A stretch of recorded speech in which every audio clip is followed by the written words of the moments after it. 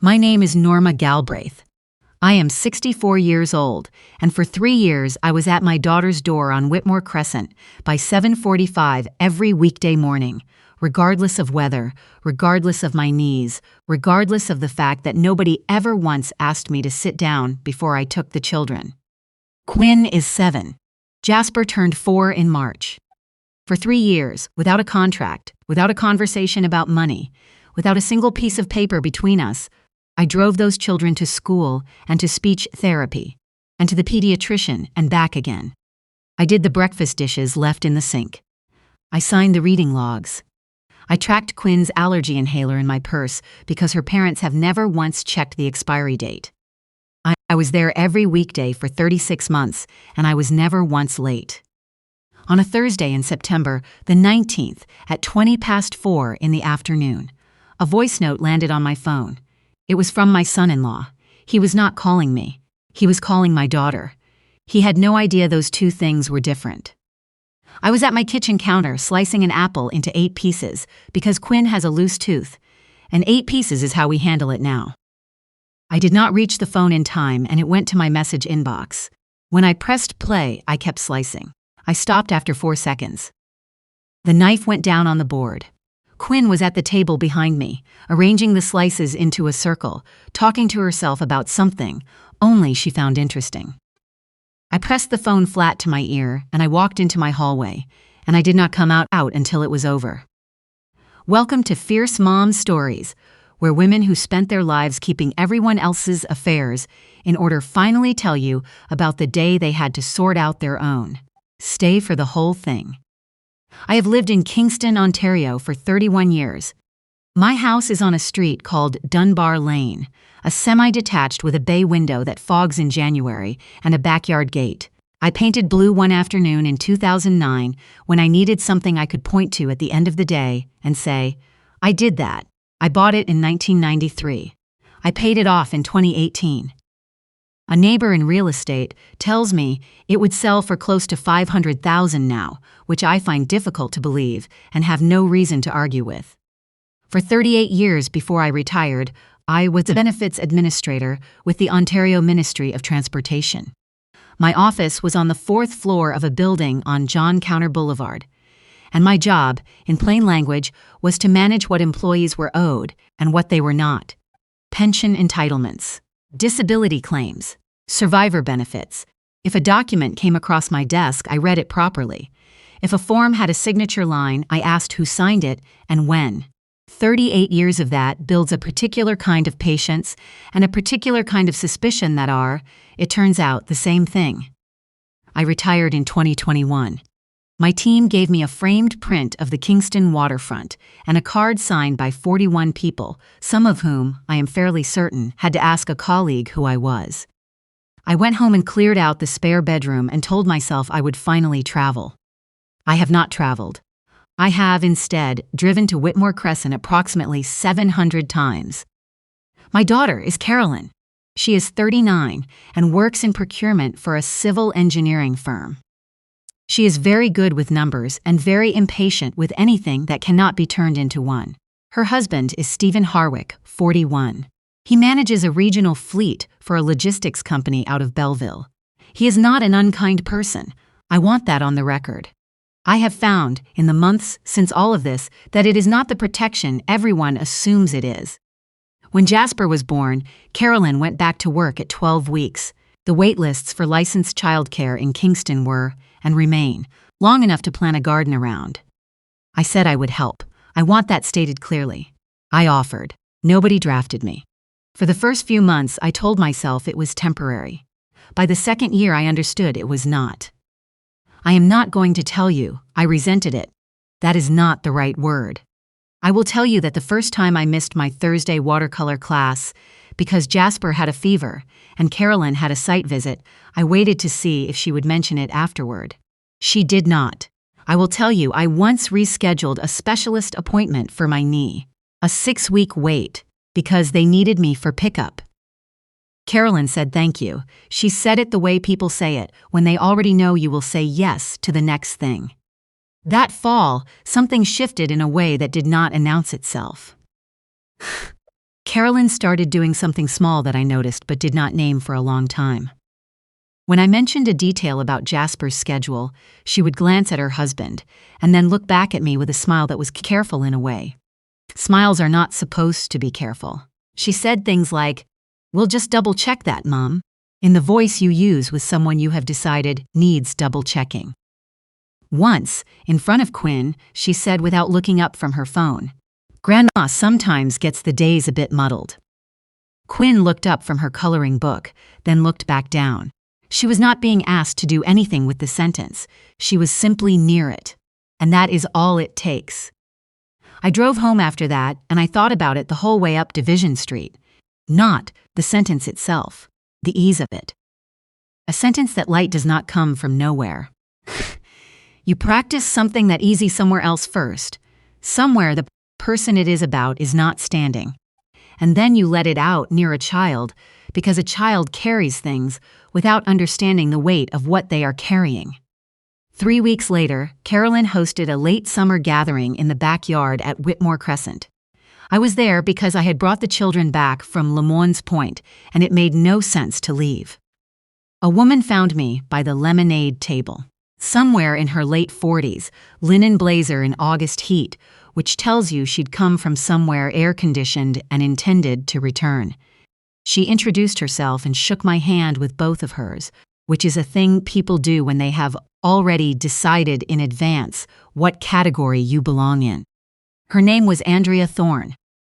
Her card said Cornerstone Senior Planning, one office here in Kingston, one in Napanee.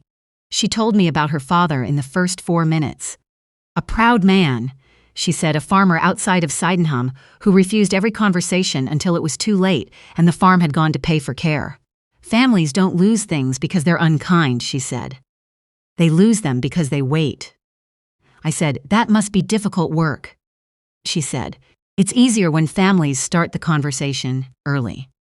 She spoke for another minute about what she called estate-ready transitions and how the hardest part was always the house and how there was a season for everything, same as anything you grow. Then she reached into her tote and handed Carolyn a stapled document.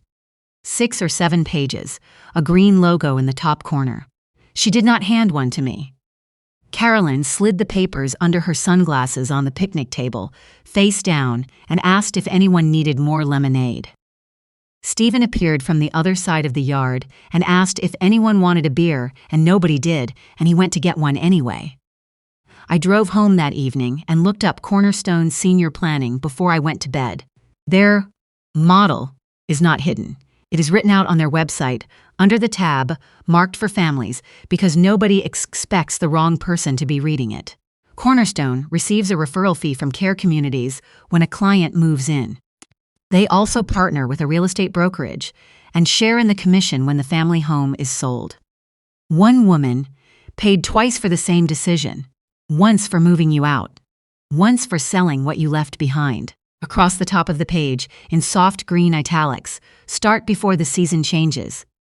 I sat back from my computer. That was not Andrea Thorne's line. It was a tagline.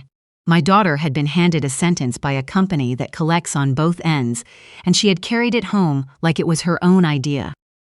2 weeks after the gathering, Carolyn brought up the house. She came to Dunbar Lane on a Wednesday morning with a folder and 2 coffee cups from the place on Princess Street, which she has not done once in the past 5 years. She called it freeing up equity. Sell the house, she said. Move into the suite above their garage on Whitmore. Be close to the children. No stairs, no property tax, no driving after dark. She had a printed sheet with comparable sales on my street, 3 listings with the days on market circled in blue ink. She had also, I noticed, already written down the square footage of the garage suite without my having asked. I said no. I said I liked my house and my stairs and intended to keep both. She did not get angry. Her face did not go tight. It went smooth. I have watched my daughter lose a position since she was 4 years old, and I know exactly what she looks like when she stops arguing and starts working the other side. She goes very quiet and very pleasant, and she circles back through a different door later. I thought I had about 2 weeks before the other door. I was wrong about the timeline. Thursday, September 19th. I pressed play on my son-in-law's voice note, standing in my hallway with the apple on the cutting board and Quinn talking to herself 9 feet away. He was in his truck.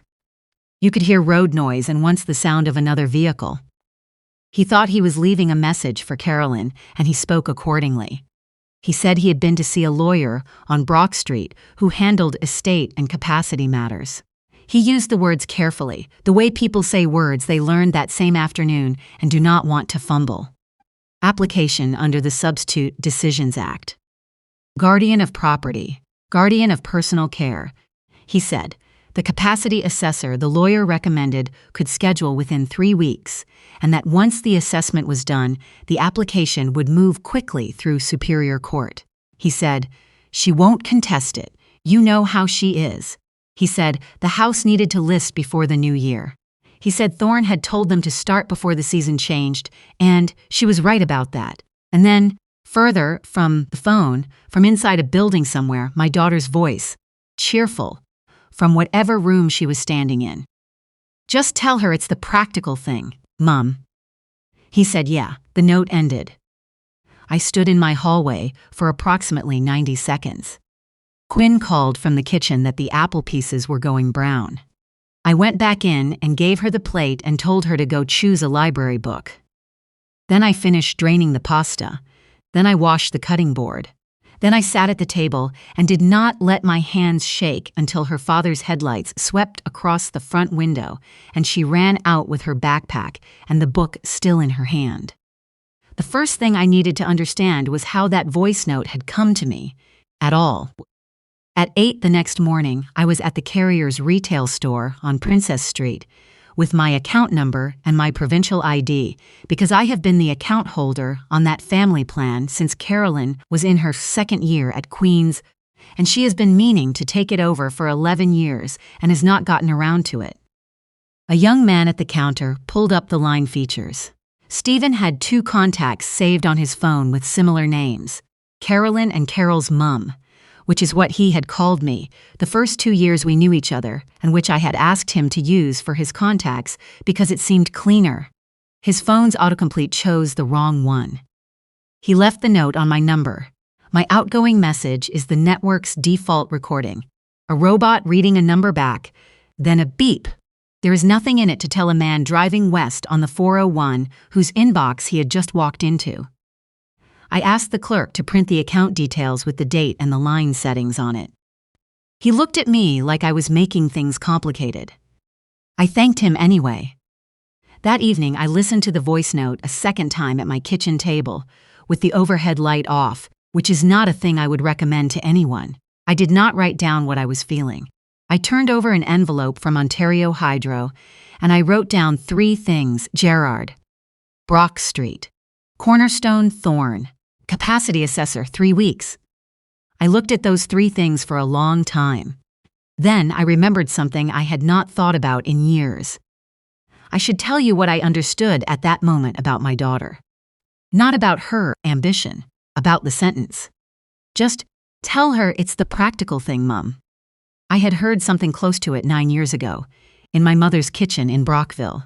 My mother had fallen in March and come home from hospital with a walker and a list of things she could no longer manage on her own, and she wanted to be in her apartment for all of them.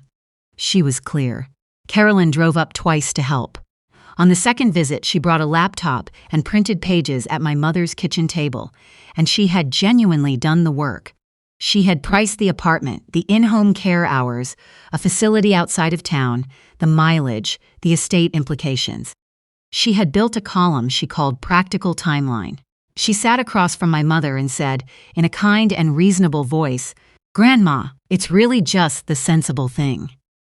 My mother looked at me over Carolyn's shoulder. I said no. Carolyn folded the papers, squared the edges on the table the way she does, and drove home.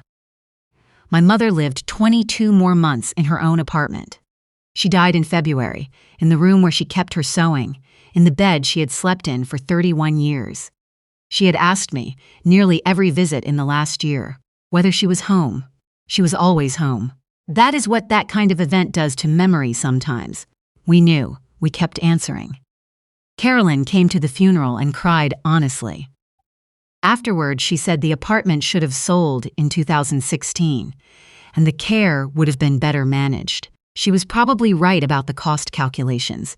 She has never once been curious about what the calculations are for. Sitting in my kitchen in September, lights off, voice note played twice. I understood something I had been circling around for months. The plan for me was not new. What was new was that someone had handed my daughter a vocabulary for it, a company logo, and a tagline at a summer gathering, and she had carried all three home and used them. On Monday morning, I was at the office of a lawyer named Susan Pack on Clergy Street at 9 o'clock.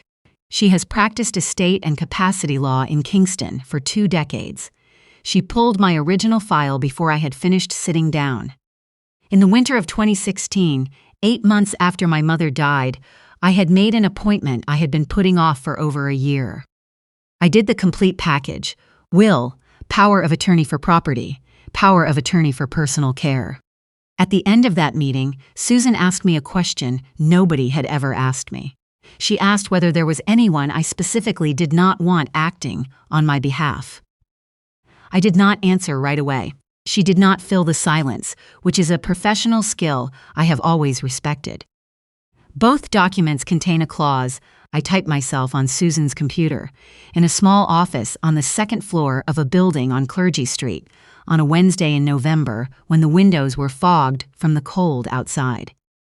My daughter, Carolyn Harwick, shall not act as my attorney for property or for personal care under these documents or under any future instruments unless this direction is revoked in writing by me with full capacity.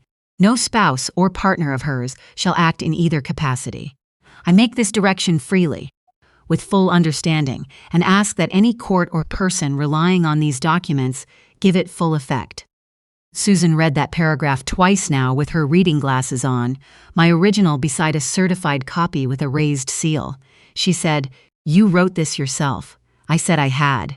She said she remembered the meeting.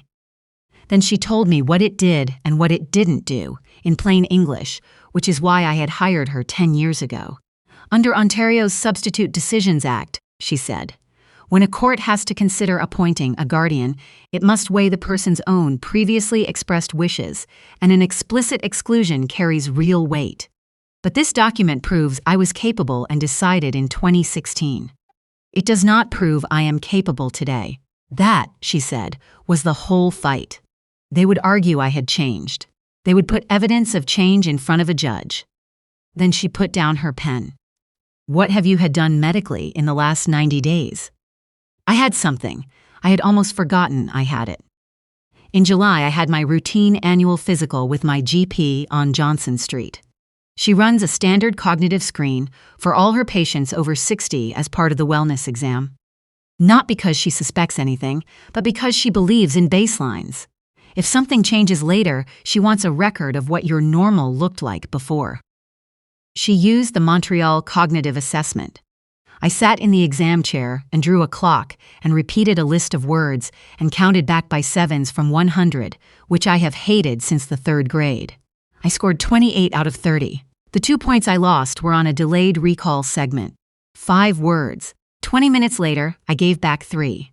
My doctor's note read, "Cognitively intact, no concerns at this time." That exam was July 11th. 10 weeks before they filed anything. Getting the records took one afternoon and the correct form. I am the patient. I have known what a proper records release request looks like since 1983. I wrote a specific request, date range, record types, signed, dated, hand-delivered to the clinic's records clerk with a request for certified copies.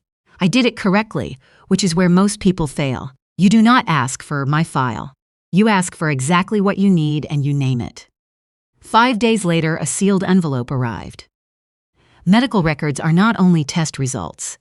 They are every document the office generates. Referral letters, phone notes, entries typed by whoever answered the phone on a given afternoon. There was one from Tuesday, September 9th, at 11:14 in the morning. Daughter of patient called. States she has concerns about mother's memory and daily judgment.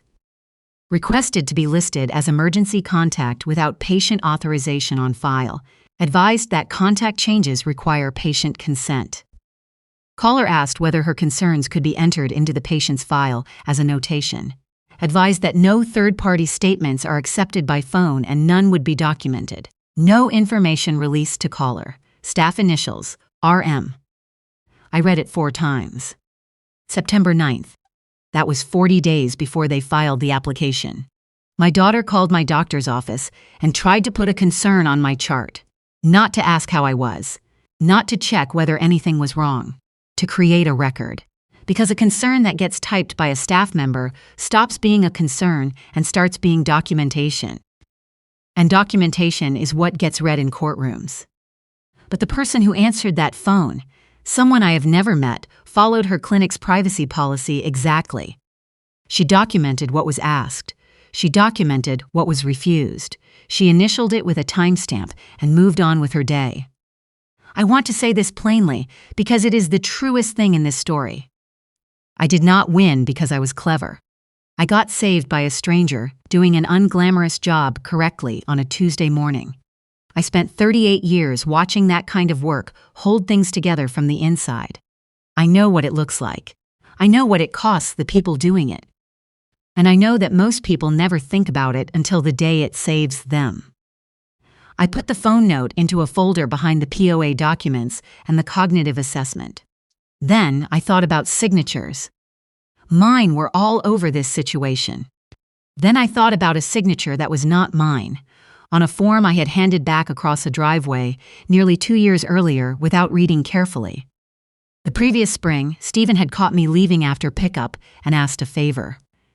His employer's benefits package included a dependent care spending account administered by a company called Tundra Group Benefits.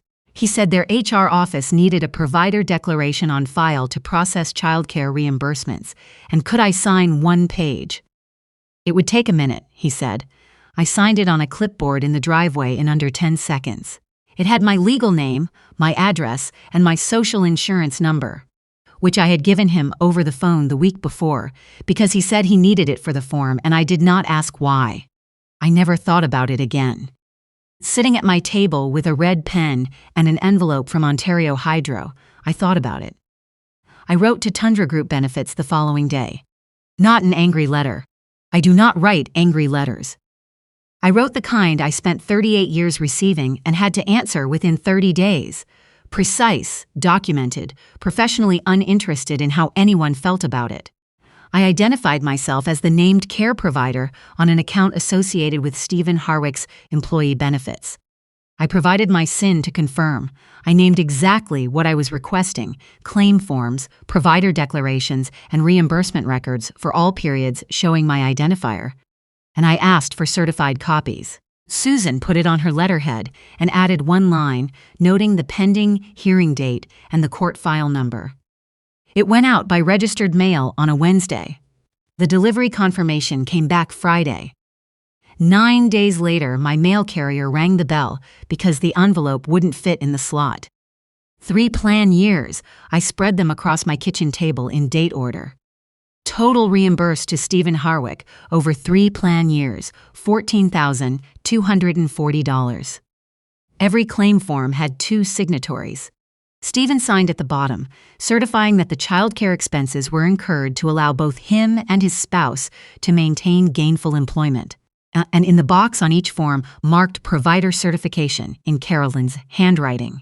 Provider, Norma Galbraith.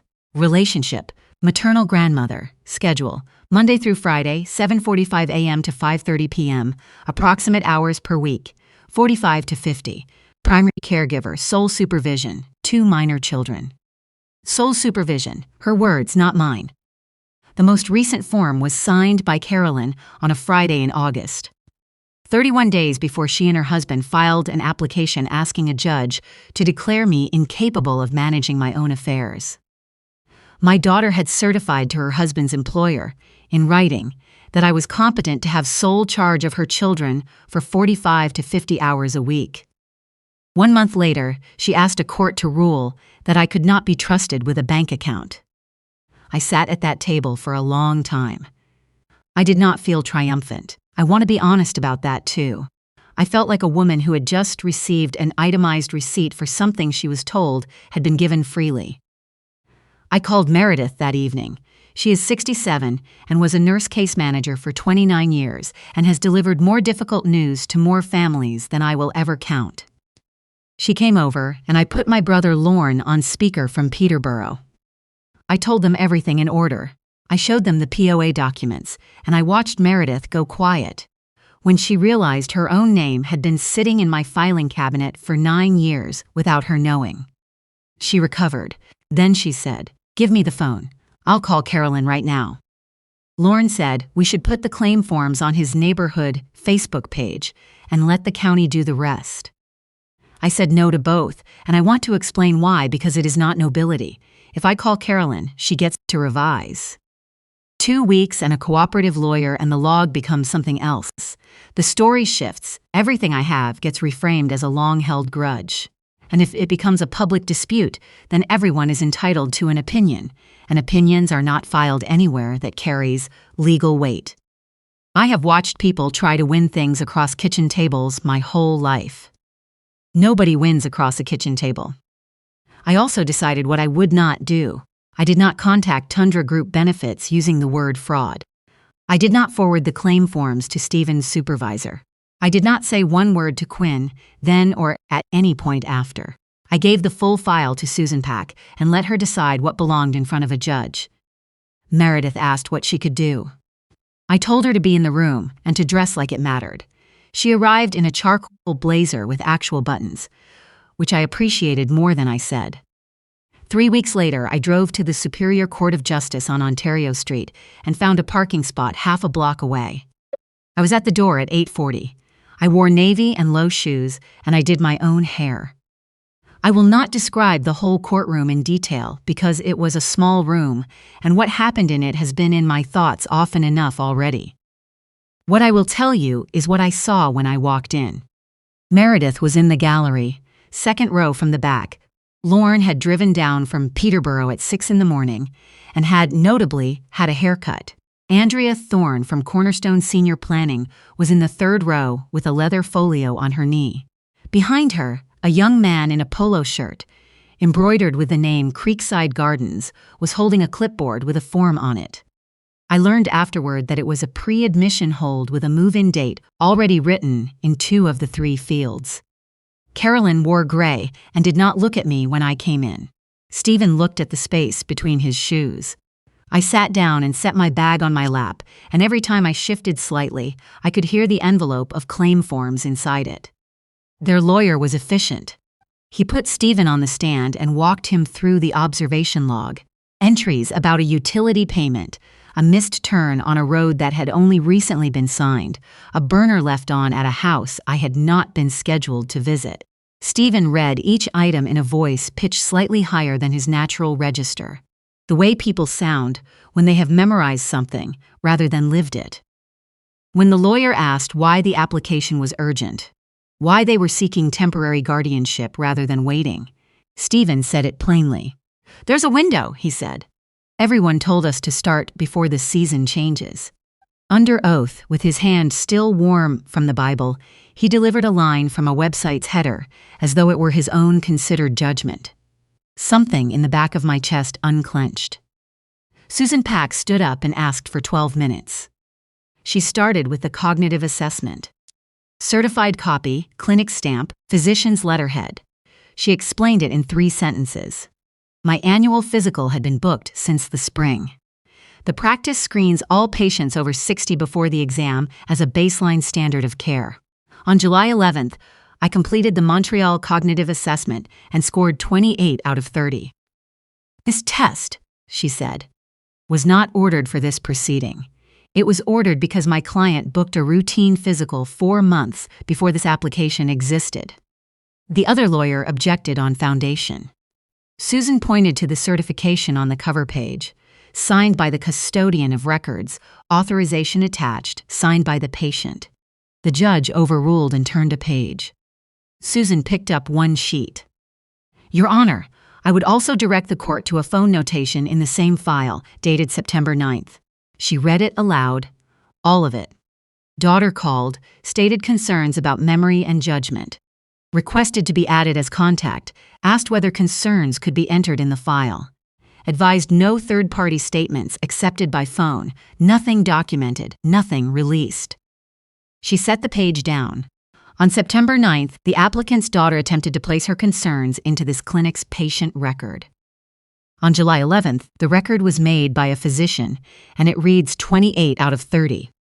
The room got quiet.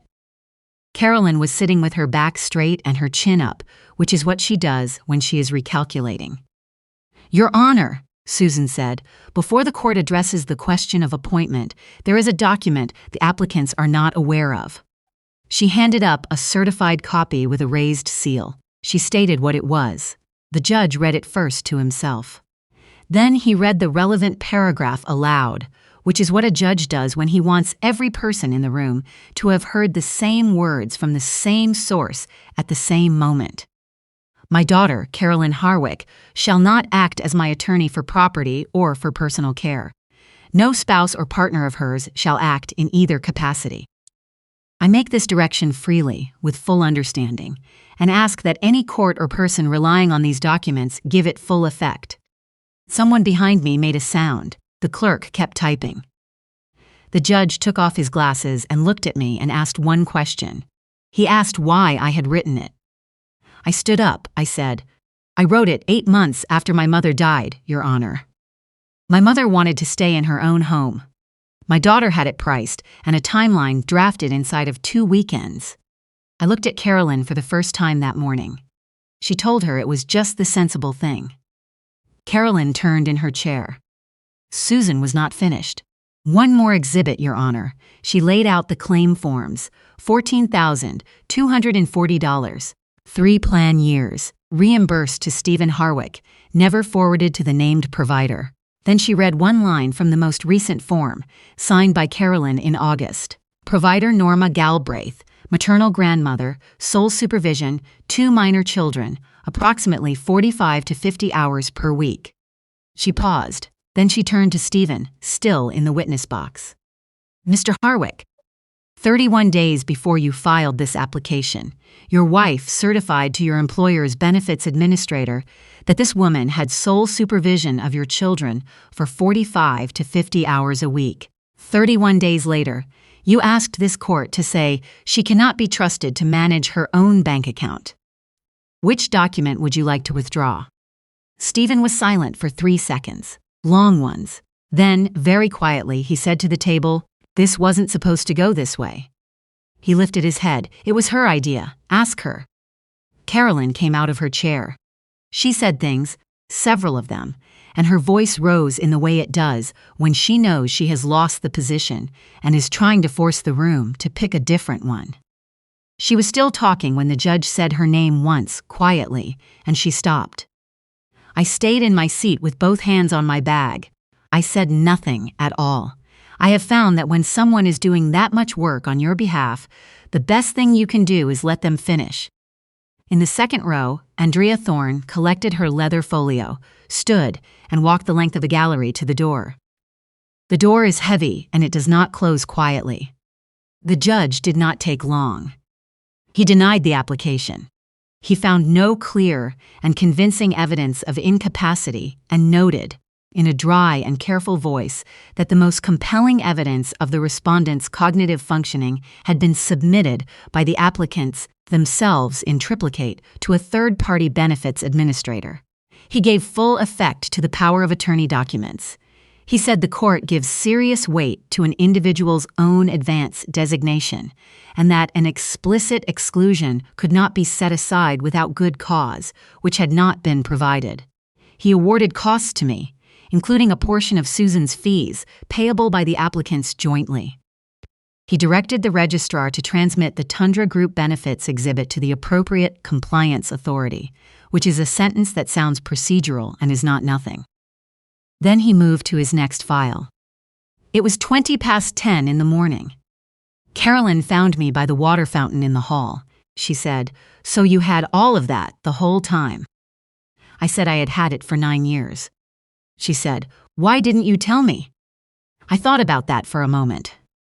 I said, because telling you meant defending it. And for 9 years, I kept hoping I'd be wrong about you. She opened her mouth and she closed it again. I picked up my bag and I walked to the parking lot and I sat in my car for a few minutes before starting it. Not because I was upset. Because I had been very still for a very long time and I needed a moment to let that be done. Here is what happened after, in the order it happened, because none of it was dramatic and all of it was countable. Tundra Group Benefits opened a compliance review. Stephen repaid $14,240 and lost eligibility for the plan going forward. He kept his position at the company. I was told this, and I will not pretend I did not feel something when I heard it, because I did, and it was closer to relief than I expected. Susan filed a complaint with the Provincial Consumer Protection Office regarding Cornerstone Senior Planning's dual commission business model, collecting from the receiving facility and from the home sale. I do not know how that will resolve. I know that the tagline disappeared from their website within a week of the complaint being filed. The costs were paid in 2 transfers, 6 weeks apart. I paid Susan's remaining balance and put the rest into my TFSA, not as a statement. That is simply where money belongs when it is yours and nobody else has a claim on it. I did not go back to Whitmore Crescent on weekday mornings. I want to be clear that no one asked me to stop and no one asked me to continue. I simply understood that what I had been giving and what it had cost me were not the same number, and I had known that for longer than I had let myself say. We have Thursdays now. Carolyn pulls up to the gate on Dunbar Lane at 1 o'clock and the children come through, and she pulls away. She does not come in. I do not have a prediction about whether that will change, and I have stopped trying to form one. Quinn put her hand flat on my storm door in October, and the print landed 2 inches higher than the one she made in July, which tells me more than most of what people say to me in a given week. I left it. 10 days after the hearing, I went back to Susan's office and signed updated versions of both documents. Meredith is still first, Lorne is second, with a new clause covering anyone acting at the direction of the excluded persons. Certified copies went to my doctor's office, to the court registrar for the file, and to Carolyn by registered mail. She signed for it on a Tuesday. I have the delivery confirmation card in the folder with the originals, behind the paragraph that started all of this, where it belongs. Meredith says I should have brought it to the door myself. Meredith believes in the weight of a moment. I told her Canada Post does it more cleanly and never has to be forgiven afterward. Carolyn has not apologized. I am not waiting for one, and that is not bitterness. It is just an accurate count of what is owed and what is available and choosing, for the first time in a long time, not to confuse the two. I spent 38 years making sure that the right names were on the right documents, that nothing slipped through, because someone was careless or in a hurry or simply assumed the paperwork would sort itself out eventually. It never sorts itself out eventually. It only looks like it does until the day someone else files first. Write down who speaks for you while your voice still counts. Write down who doesn't. Do it calmly, in a lawyer's office, on a day when nothing is at stake and no one is watching, because that is the only paperwork on earth that cannot be argued with later. I know that now. I know it from a clause I typed in a second-floor office on a cold November afternoon 9 years ago, when I was hoping I would never have to use it. Write it down anyway.